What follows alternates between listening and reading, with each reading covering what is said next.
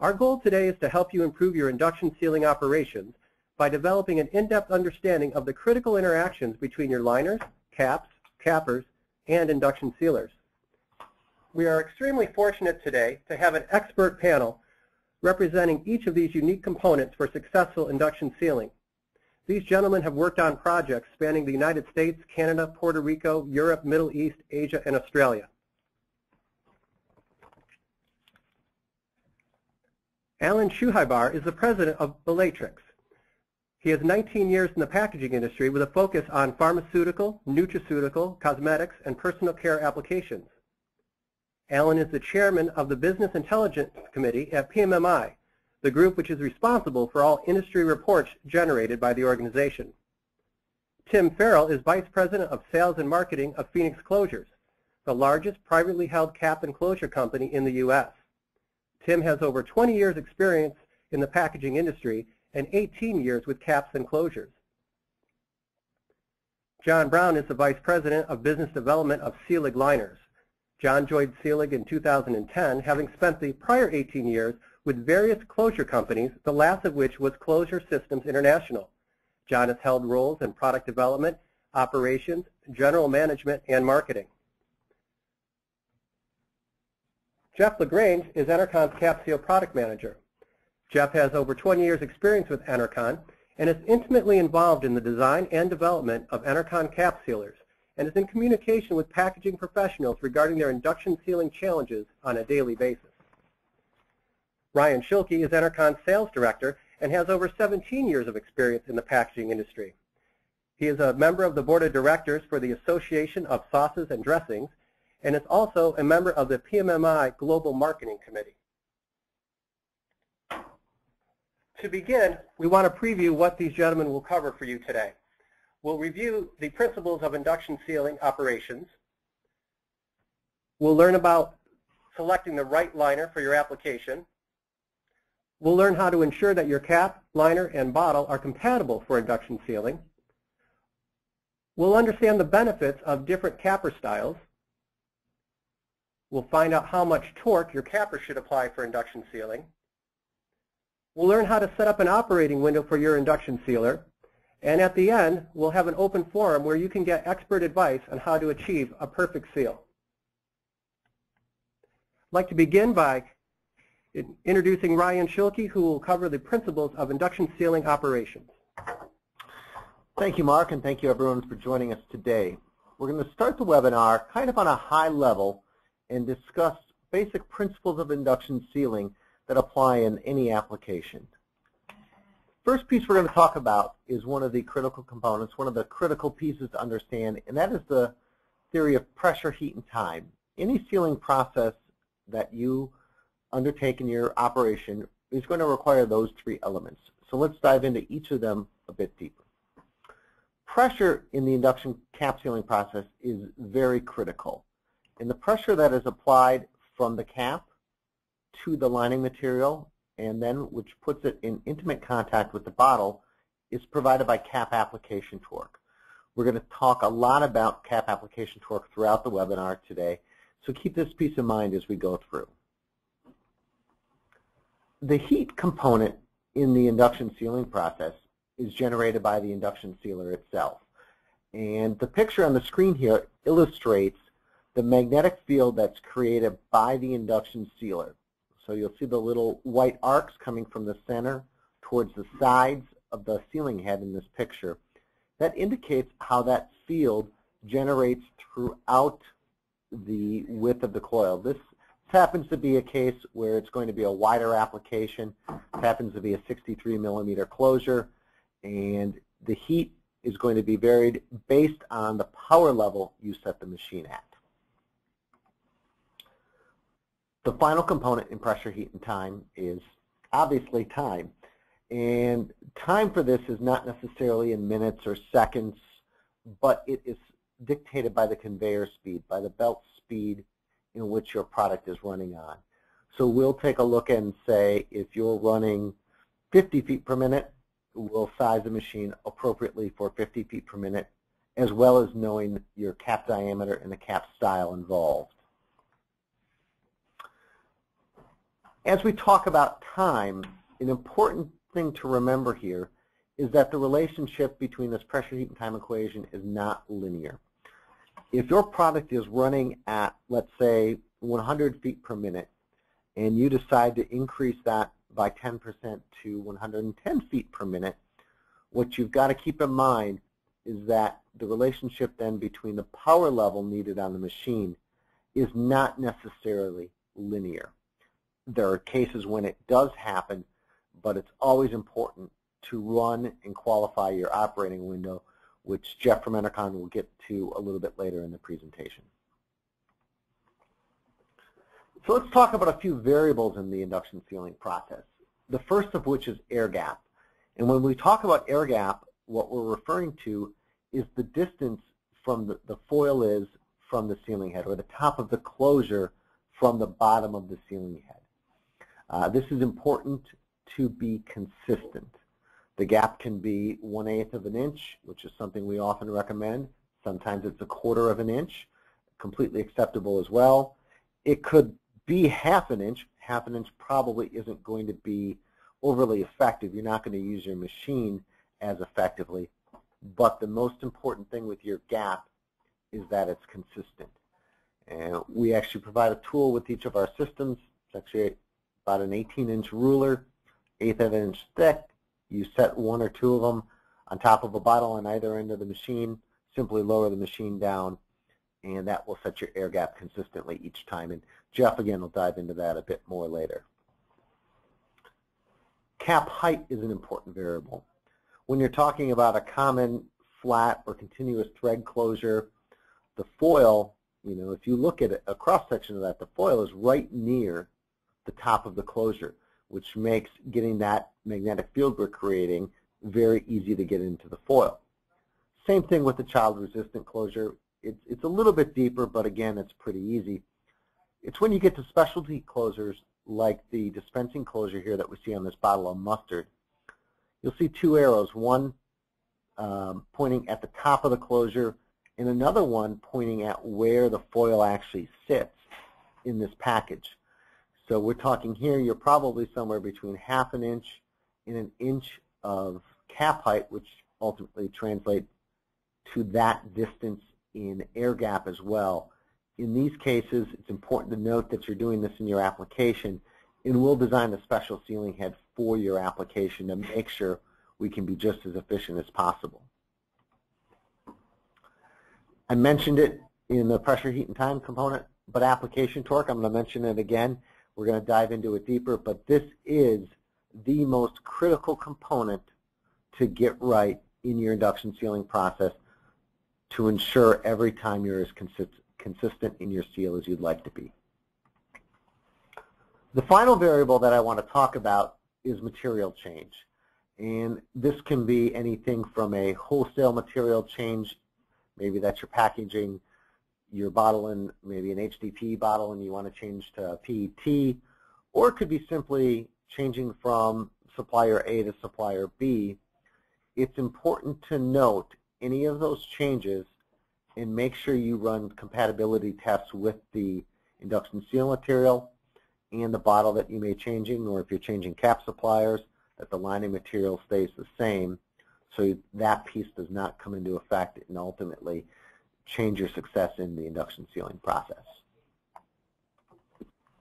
So now I'd like to hand it over to my friend and colleague at Sealing Liners, John Brown, to talk a bit more about liner selection in the induction sealing process. Thanks, Ryan.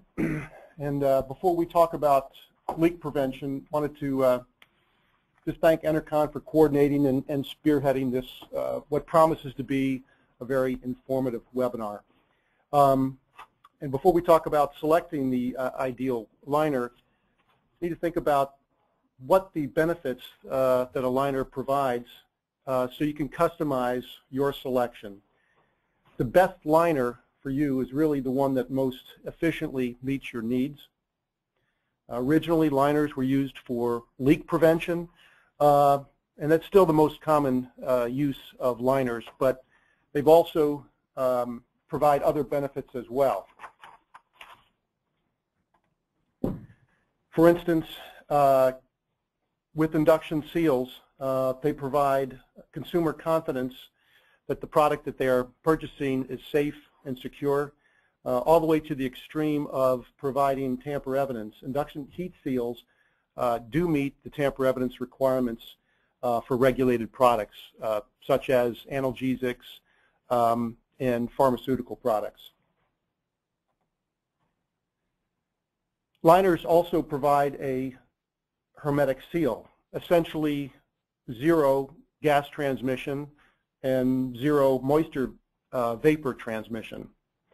And what that means is it keeps the good stuff in, like fragrances or active ingredients, and it keeps the bad stuff out, especially moisture for products that need to be dry, like powdered coffees and granules. And also it keeps out oxygen for those products that are oxygen sensitive.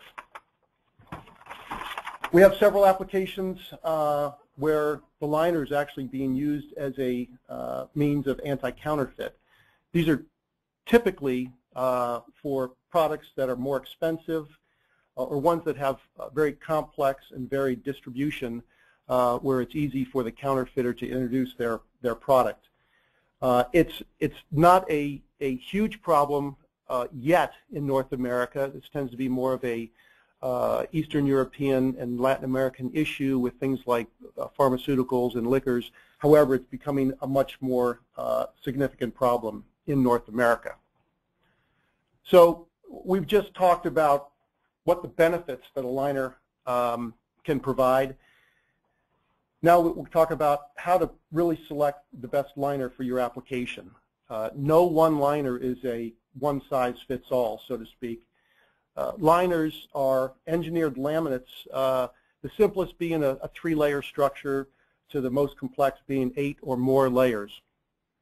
For instance, Sealig has over 1,000 stock offerings.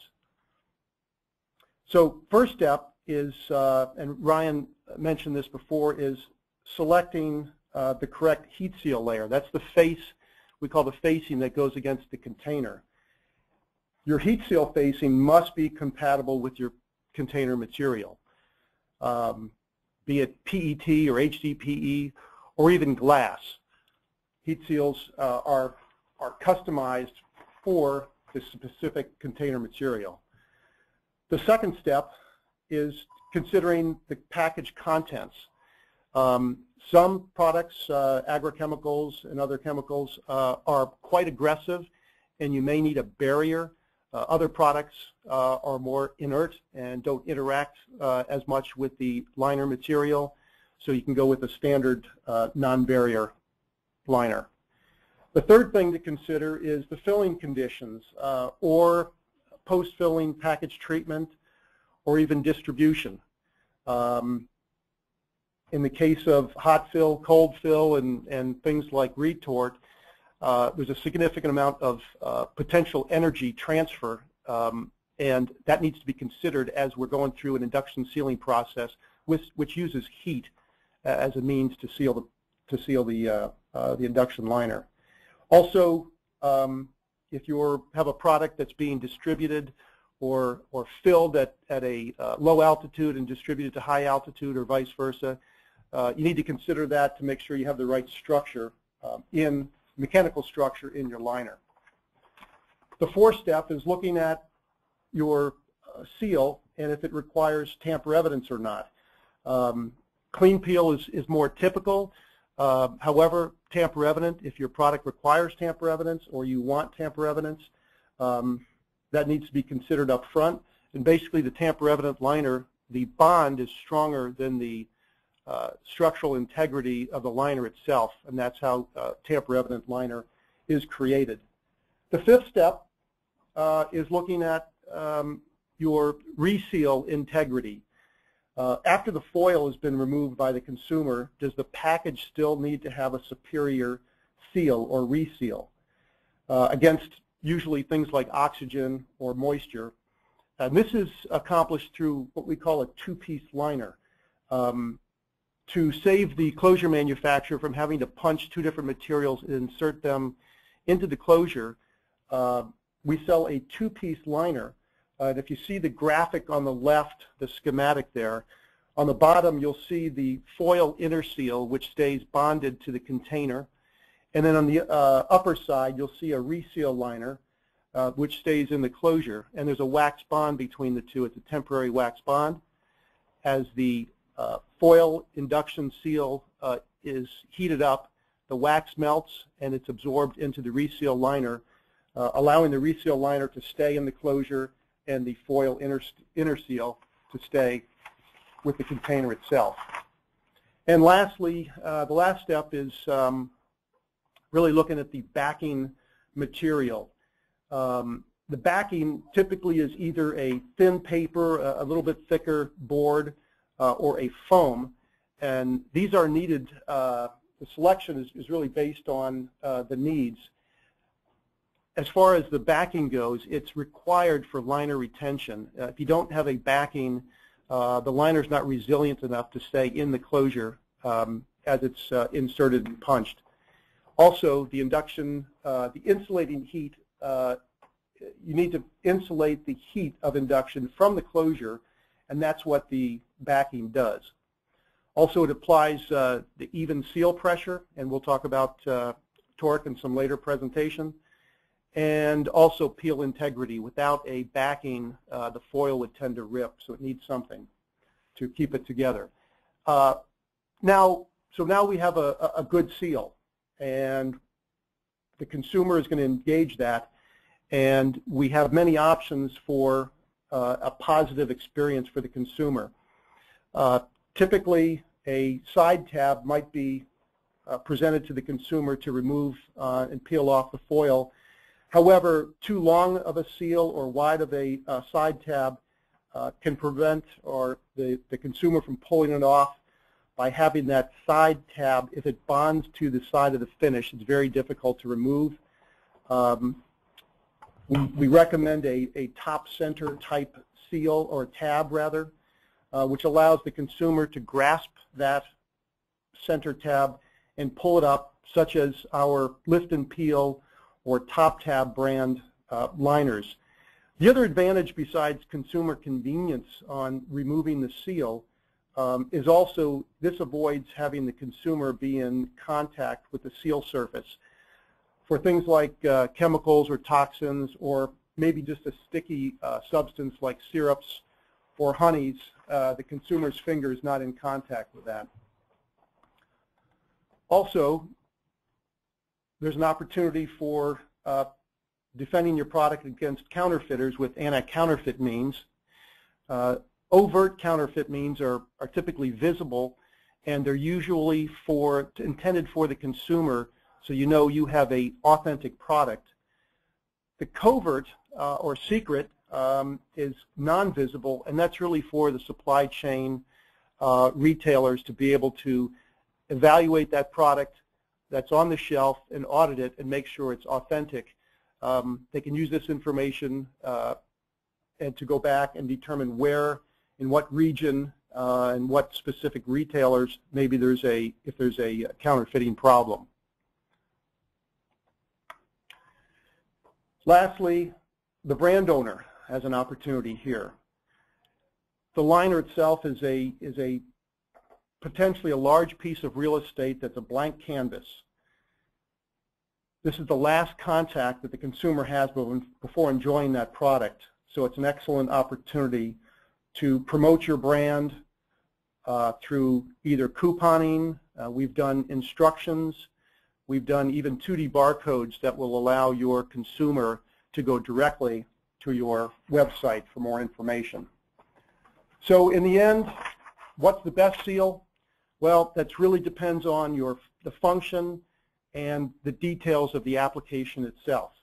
With knowledge, you get success. If I were to take a survey and ask which one of these two seals is the best seal picture here, I'd probably get a 50-50. But if I told you that a seal doesn't have ear flaps, it has just ear holes, you'd probably select the animal on the right. So with knowledge comes success. And you didn't probably think you'd hear any about zoology here, but a little lesson in zoology. With that, I'll hand it over to Tim Farrell of Phoenix Closures. Thanks, John. Typically, induction seals are going to be delivered to the package by being inserted into the closure.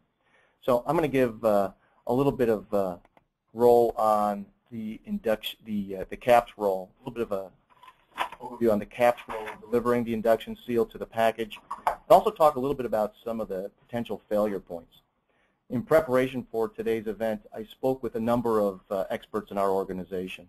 Jeff Roddy, our Director of Technical Service, and I agree that the number one cause for failure of induction seals is torque, or more specifically, the lack of torque or the lack of consistent torque. Just a couple of weeks ago, 2 weeks ago, we were out visiting a medium-sized food manufacturer who had an 8-head capper, and they were experiencing about 10% failures in their induction seals. They were convinced that there was some problem with the induction seal material, but Jeff was able to very quickly start measuring torques on the line and discovered that of the 8 heads, one head of that capper, one of the 8 heads, was applying little to no torque. So the reality was they were getting about 12.5% seal failures, all because of a lack of torque. In this slide here, I show that one of the most important pieces of equipment on a capping line is the torque meter, or a measurement device for torque. By applying caps at a known and recommended torque, and then getting an immediate, which we would consider to be about 1 minute removal torque prior to induction, you can easily correlate your removal torques to the application torques for your capper. That is a critical component in assessing your seal integrity and where you might be considering or finding some failures. The other area is to make sure that you have 360 degrees of thread engagement. From a cap molder's perspective, it is easier to mold a cap that has 360 degrees or less of thread engagement. But for induction sealing, having at least 360 degrees or more is critical. As Ryan had mentioned in his presentation, pressure is the key to a good seal, and that pressure is created by torque. Getting 360 degrees of full engagement between the cap and the container allows you to get the pressure you need for consistent seal application. Hey, Tim, I've got a question as we talk about 360 degrees of full engagement. Could you explain that a little bit more? Well, typically what you'll see in caps are either going to be molded as a strip molded cap or as an unscrewing molded cap. An unscrewing molded cap is going to give you 2, 3, maybe 4 turns of thread in the cap. That'll match up with the 1, 2, or 3 turns of thread on the bottle, and you'll get at least 360 degrees of engagement. You can look at other closures that are molded with strip molded applications, and it's difficult to get more than 360 degrees of thread in that cap itself. So it's going to have to match up with the 360 degrees that are typically on the bottle. So that overlap, making sure we have 360 degrees all the way around the package, is key. Another way to enhance the pressure application or the pressure portion of the successful seal is to concentrate that torque and that pressure on the land area of the container. In closure, you'll typically see, as in this picture indicating, a series of seal rings. And these seal rings are designed to concentrate that pressure right on the land area of the container, and in effect enhancing the pressure and providing an effective seal. It's also important to understand that liners are going to be retained in the cap and delivered to the package before induction sealing. So the process begins with a roll or a web of liner material that is punched into a specific shape and a specific size, and that size is chosen and determined based on the particular closure in use. Those cutouts are then inserted into the cap with automated machinery. You can see in this picture on the left we have that web of material with all of the punch outs, and on the right you can see that we are cutting out either a round disc or a disc that has retention tabs on it.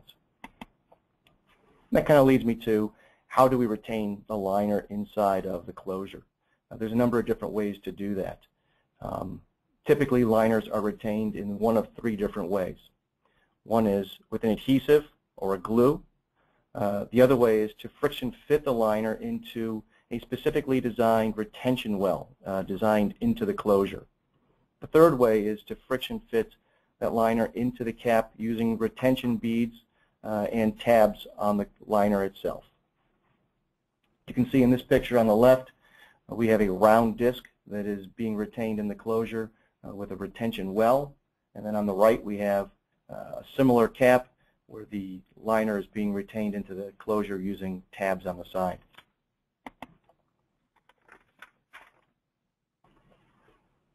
Although it goes without saying, storage conditions can have a huge impact on their liner capabilities long term. I think it's important for everyone to use FIFO, certainly as they rotate their inventory, but certain liners are susceptible to certain environmental conditions. Two-pieced liners, such as John was talking about, that are held together with a wax bond, are very susceptible to heat. So keeping those in a controlled environment is critical. That temperature should be between 60 and 86 degrees Fahrenheit. 2 years ago, we had a complaint come out of the field for failures of a wax-bonded liner. And the customer was certain that they were keeping their inventory in a air-conditioned, environmentally controlled warehouse and couldn't understand how there could be some heat. As we did some investigating, we found out that some of their caps ended up being stored right next to the place where they kept their forklifts. Propane-fired forklifts were idling within literally inches of where they were storing their caps. And as a result, they were causing heat problems in that wax layer. Other problems with storage can be particularly noticeable with paper or pulp-backed liner materials. They're susceptible to humidity.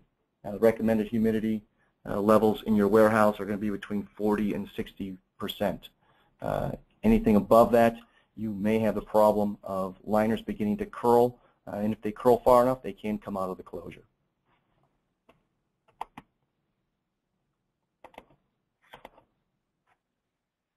The last thing I wanted to touch on is really that whole concept of putting together a consistent package, especially if you're putting together a package that is designed for consumer convenience. You've done a great job coming up with a bottle design that is easy for the consumer to grip. You've chosen a closure that is easy to be removed. It has knurling designs, or it has an easy removal feature, easy grip feature on the closure. The last thing you want to do is put in a liner, an induction seal, that requires that the consumer break through it with a household implement. You don't want to put a weld sealed onto this package that you've done a lot of work in making sure that it's easy to get into. So the last thing I want to show is we'll talk about this at the end of the webinar. There's a giveaway we have here for a cap gauge, an easy device to measure the diameter of closures, measure the diameter of your container, but more importantly, it gives the recommended torque for just about every closure size out there in the industry. With that, I'm going to turn it over to Alan Shohaibar from Beatrix. He's going to talk about the capper's role in induction sealing. Thank you, Tim. Over this next section, I'd like to talk to you about how to optimize your capping process for successful induction seal. In a basic format, let's talk about the capping process, and the next slide will discuss the process of capping. First, there is the sorting of the bottles and caps. The caps are typically sorted with a vibratory bowl, a centrifugal bowl, or sometimes a cascading elevator, while the bottles come into the capping machine or the capping system using a conveyor, a star wheel, a feed screw, or sometimes side belts. The cap placement, this is where the cap meets the bottle. And this is a critical part of the capping process, which we will discuss a little bit later. Cap inspection, if available, gives a lot of great value to your capping process. Cap torque, and that is where you achieve the required torque. And if available, cap torque verification gives you the security that you are achieving the right torque. The next section, we'll talk about different capping methods. Capping could be done by hand. using a single station torquer, using spindle cappers or belt cappers. There's also chuck capping and rotary capping. And over the next couple of slides, we will talk about them in a little bit more detail. In the most basic format, hand capping is where the operator places the caps and torques them onto the bottles. Now, although there's no capital investment in this scenario, there's a recurring cost of the operator being there. There's a risk of injury due to repetitive motion, and the torques that are applied are rarely consistent, which may cause problems for induction sealing later on. This process cannot be validated in industries that require validation, and the speeds are fairly limited, maybe 10 to 20 bottles a minute with a good operator. The next capping method is using a torquer. And by torquer, I mean a single station, either on a conveyor or with a handheld device. The operator places the caps by hand onto the neck of the bottle, and the torquer would apply the torque. Now, the operator is still required, and therefore there is a recurring cost going forward. It's a lower capital investment. There's still a risk of injury due to the fact that the operator would have to continue to apply the caps manually. The placement of the cap is typically inconsistent, and without any further verification or inspection afterwards, this process also cannot be validated, cannot be repeatable. And also the speeds are fairly limited, 20 to 30 bottles a minute. Spindle capping is the next level of capping. Here, the spindles or discs make contact with a cap, and they spin the cap onto the neck of the bottle. Now, this is a less expensive capper, and the bottles do not stop. The belts grab the bottle as they come into the system, and they guide them through in a continuous motion through the capping process. Now, due to the point-to-point contact of the different spindles or discs with the cap, the torques sometimes would be inconsistent because there's not a lot of grab between the spindle and the cap. There's also a high rate of cross-threading, 10 to 15%, and that is due to the fact that the caps are typically picked up on the fly as the bottle is coming through. The neck of the bottle makes contact with a cap that is positioned on an angle. The cap is typically not rotating at that stage and causing a high level of cross-threads. Spacing of bottles is required because you cannot put too many bottles through the system. And also, the speeds of this machine can be quite high in terms of 200 bottles a minute or so. Next slide, we'll talk about the belt capper, which is very similar to the spindle capper. However, it's belts that make contact with the cap instead of spindles. Now, although it's slightly more expensive, it offers benefits. And the benefits are that the belts can form around the cap, making more contact and therefore better torque control. Nonetheless, there is still a high rate of cross-threads due to the fact that the same mechanism of cap pickup is utilized in most cases. Speeds could be high. However, it is limited to one cap at a time, making contact with the belt to be able to control your torque properly. And therefore, it could be slower than a spindle capper.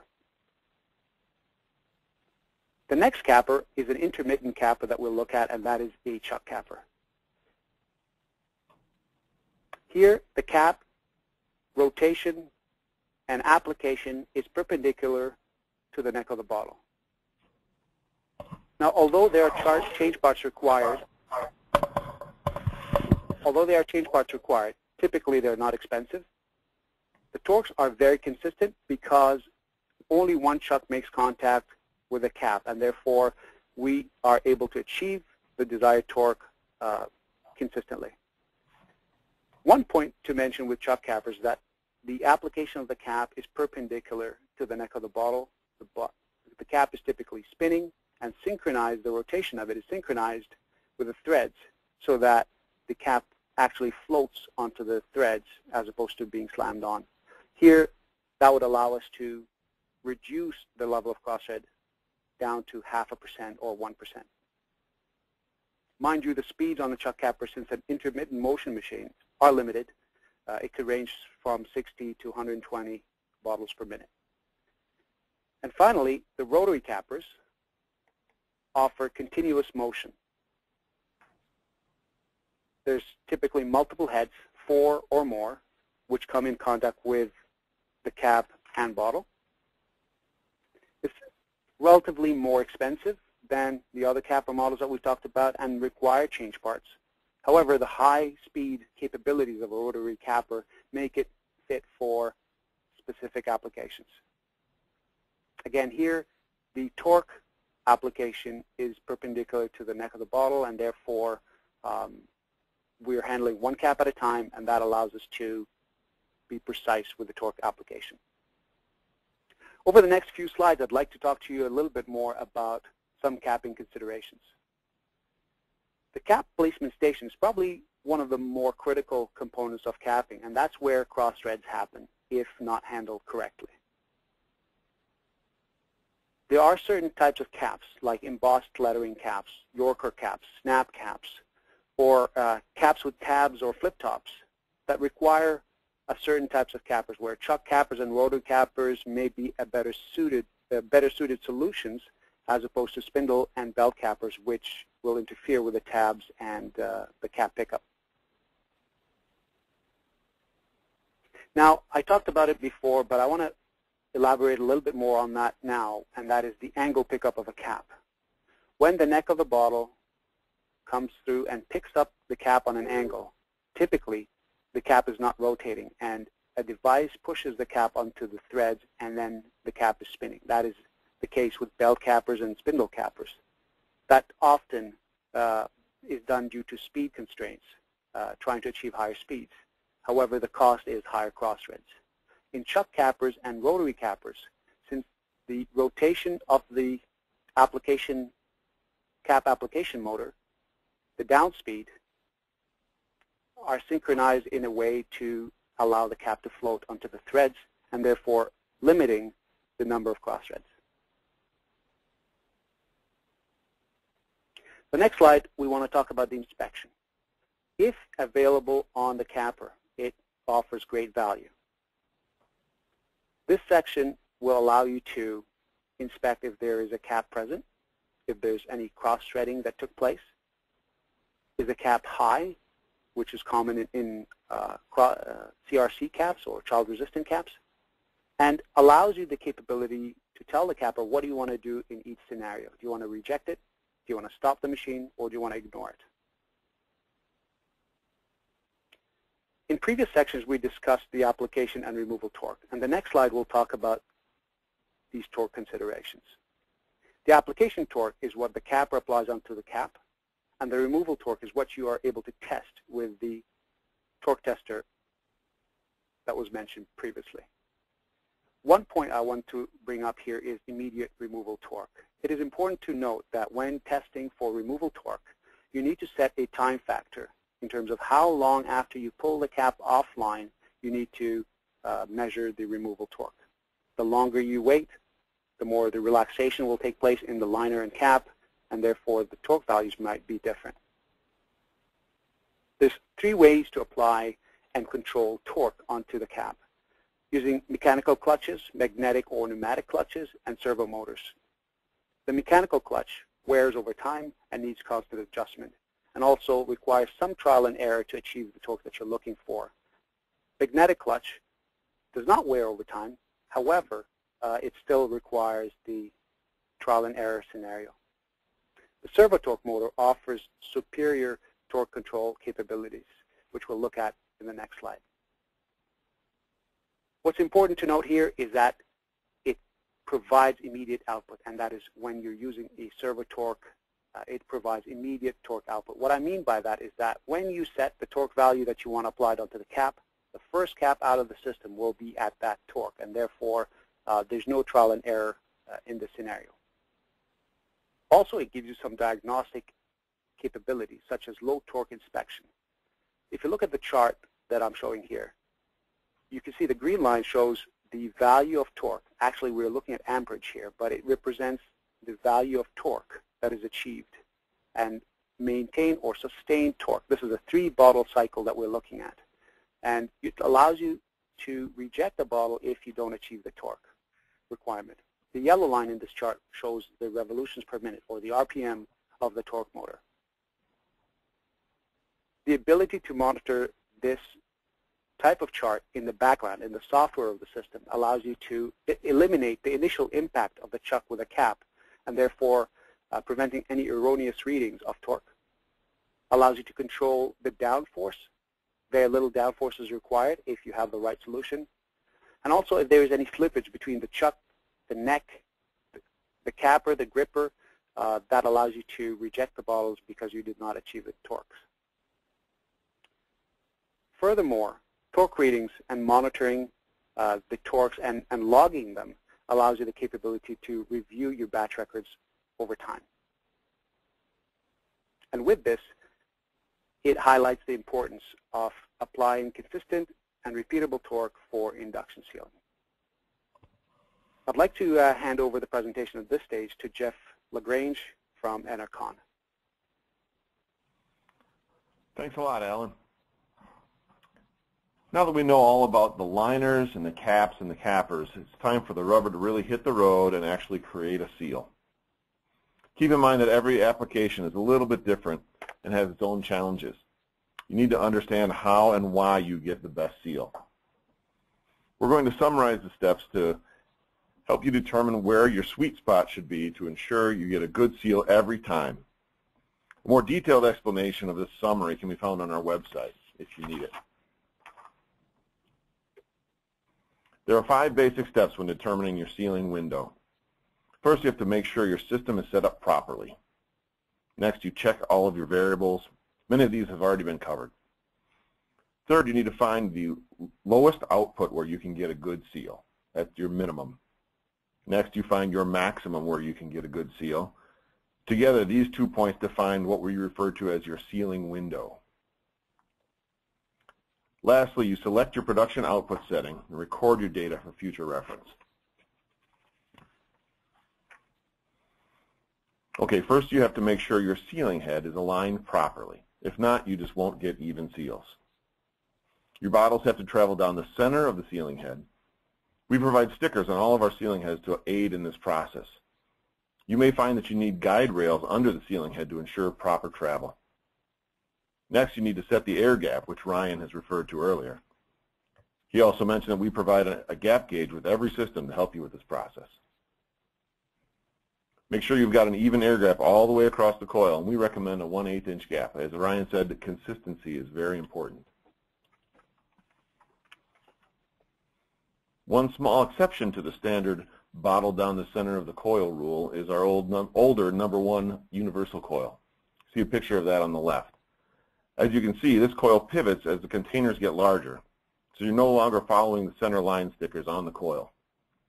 We've got detailed instructions on how to set up this coil in the manual and with an additional sheet that goes with each one of these systems. On the right, you see our newer all-in-one coil designed for the Super Seal Touch. It's got a more user-friendly one-handed internal pivot, which is much more simpler for the operators to use. Now that you've set up your sealer properly, you need to check and be aware of all the other variables that can contribute to seal quality. As you can see, many of these have already been covered, so I'll only touch on them briefly. First, you need to make sure that you run any tests at your production conveyor speed. Next, ensure your liner and container are compatible for a good seal. You ensure your container and caps are free from defects, and verify that your application torque is within acceptable ranges. Once you've taken care of all of these things, you're ready to run some containers and find where your sealing window lies. We recommend that you start at a low power setting and work your way up until you just start to get an acceptable seal. This is what you can consider your minimum set point for your sealing window.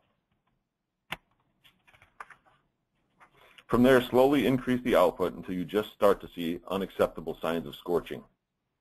When you see that, you realize you've gone a little bit too far, so you can back up until you see a good seal again. This is considered the maximum set point of your sealing window. Now you've determined where you can get a good seal. but you'll have to choose where within that sealing window you'd like to set your sealer for production. Hey Jeff, this raises a question as you're talking about this. And in the last example, we showed some numbers, and it looked like it was a minimum set point of 55 and a maximum of 75, which would show a pretty big window. Are all applications that wide of a window? That's a good question, Ryan. No, they're not all that large of a window of 20% as shown on those slides. That was just an example. Some applications will have a wide window like that, while others, depending on many different scenarios, can have a smaller sealing window of maybe only 5% from minimum to maximum. But each one is different, so you have to run these tests to find out for yourself. So once you've got your sealing window set, you need to find your location within it. Some people like to put their production level right in the center of the sealing window and consider that the safest spot. But perhaps your application, you're not really too concerned about a little bit of scorching, and you'd rather be on the higher end of your sealing window because you'd rather have a little bit of overheating as opposed to a weaker seal. This will allow you to compensate for variables such as bottle height tolerances and variations in torque application. Whatever set point you choose, you should now record all of your important information for future reference. Enercon can provide you with a checklist of sorts, as well as a good spot to record any other data. If you have one of our Super Seal Touches or our new Super Seal Max, these units have provisions to store some of this information on board the sealer, making things much simpler for you and your operator.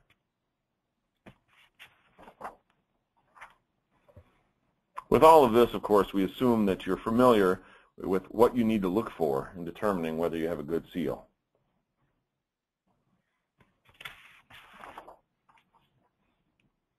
Keep in mind that there are no ASTM guidelines for determining a good seal. Typically, each company will set their own standards that they need to meet to consider a seal good. These will vary with every application. Here are some things to look for in a good seal. Usually you can use a simple visual inspection. A good seal will have no discoloration on the seal or any backing material. There will be good adhesion all the way around the land area, which you determine when you peel the liner off. There will be little or no wrinkling of the liner.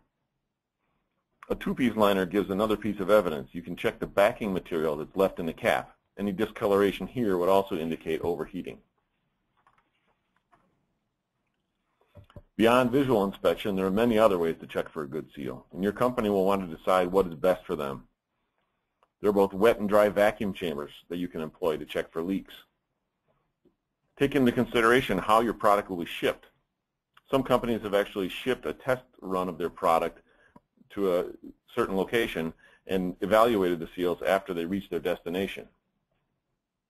There are also inspection systems on the market that will test for leaks.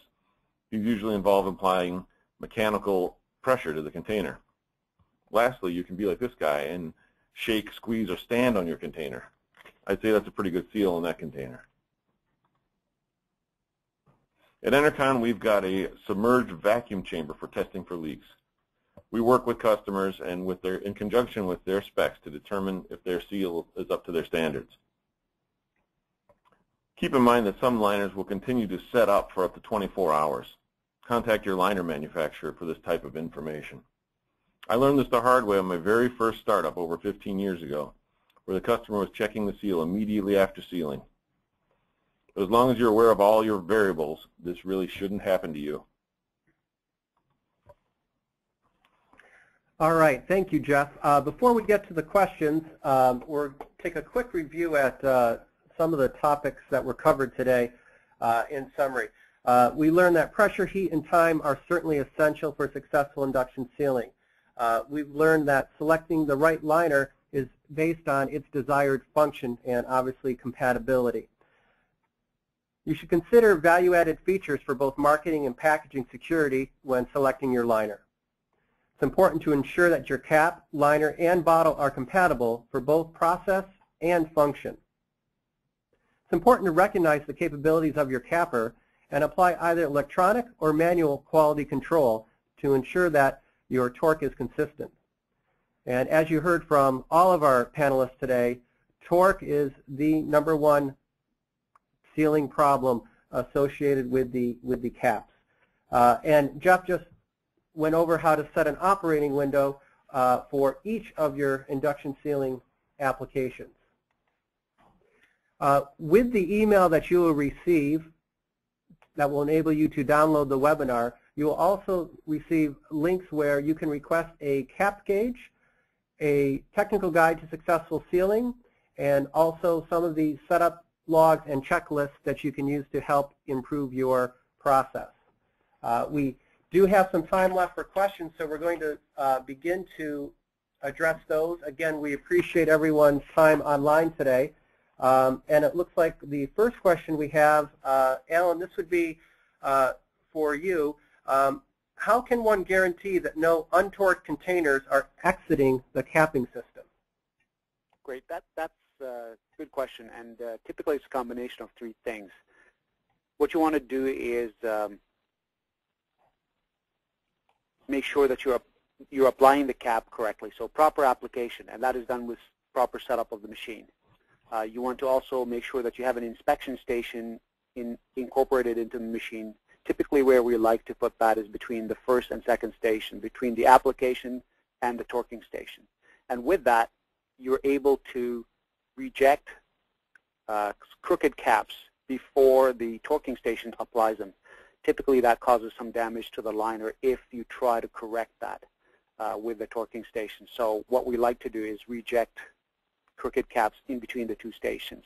And last but not least is benefiting from the diagnostic capabilities of a servo torque application. It's not always possible. However, if a servo torque is on the machine, then you'll benefit from a low torque where there's a chuck wear or a grip wear, or if it's stripped cap, you're able to reject the cap without any risk of allowing it to go downstream. Thanks, Alan. Tim, this question is for you. What is the best method for liner retention?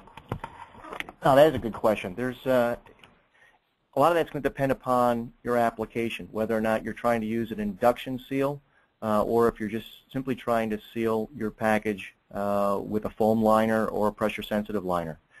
From our perspective as a cap manufacturer and our tech service team, what we see is that when you're using an induction seal, the best results are going to be achieved if the liner is being held in the cap via friction fit, whether that's with a retention well or if you're using tabs and retention beads to keep that liner in the cap.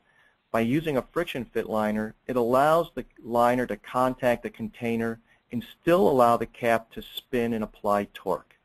As we mentioned, torque is the key. If the liner is actually glued into the container, as soon as the liner touches the container, it is going to halt its application, and the cap will not be able to apply full torque. Thanks, Tim. We have a question here. Jeff, we'll direct this one to you. I get isolated incident of scorched inner seal, which seems to be attributed to skewed or cocked caps. Is this the only cause of scorched inner seal, especially if it is limited to half of the inner seal? Well, that kind of sounds like 2 questions in one. Obviously, a cocked cap is not torqued on all the way, and it may be making contact on half of the liner and not the other half, which would explain why it is only scorched on half of the liner. To say, is this the only cause of scorching? I mean, there are, if you have very insufficient torque, what happens is the bottle actually acts as a bit of a heat sink and absorbs some of that heat. If you don't have that action going on, it will, you could scorch all the way around as well. I hope that answers your question. Thanks, Jeff. John, we have a question for you and for liners. How can you find out what seal to use for a specific product? For example, a product with a high alcohol content or high pH. Well, many of these products can be different and test differently. The best thing to do is really to speak with our technical folks.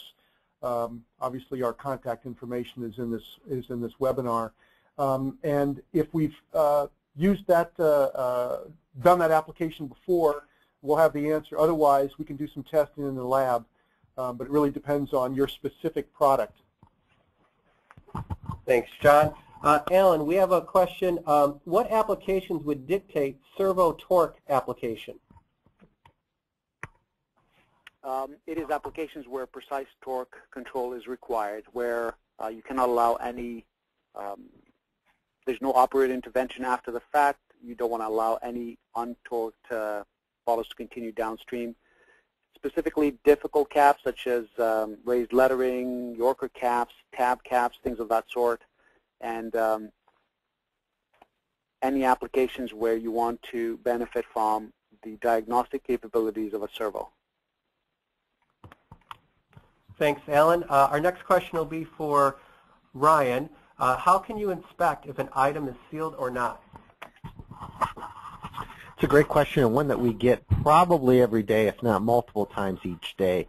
The key to the process really is ensuring that everything that you're bringing into the sealer, the induction sealing machine, has proper application torque applied. If you go to the lengths to ensure that you've got good bottle tolerances, the cap and container match well, you've got the right foil, and you have proper application torque, and that all goes through each and every time, you will get a sealed container.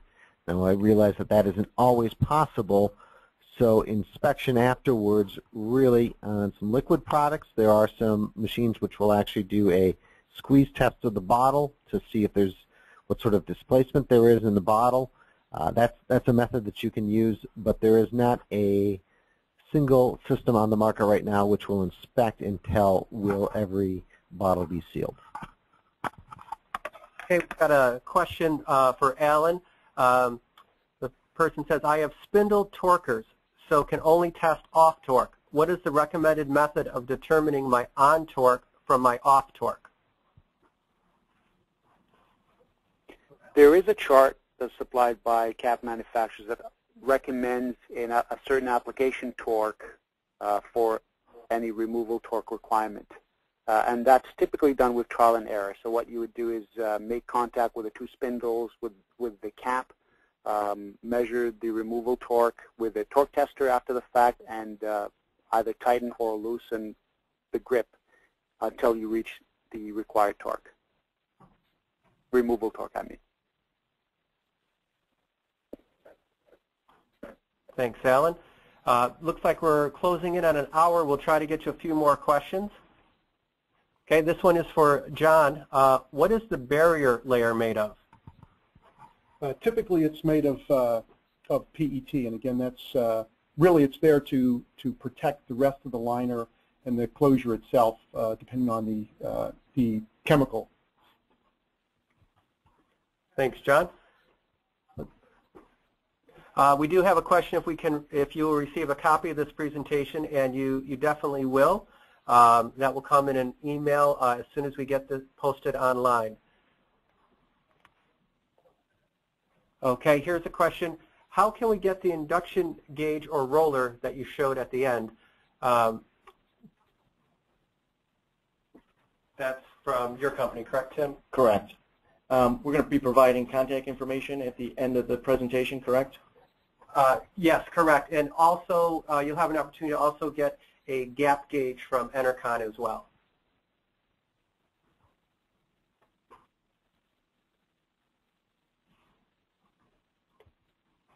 Okay, Alan, we have a question. Can you talk more about retorquing after induction sealing for CR closures? Yes, absolutely. Once the correct application torque is performed, and then you do an induction seal, the heat process removes the sealing layer, makes it thinner, and therefore the cap is typically loose after it leaves induction sealer. You need to allow for a cooling period before you do retorquing, just to prevent any deformation to the neck or cap.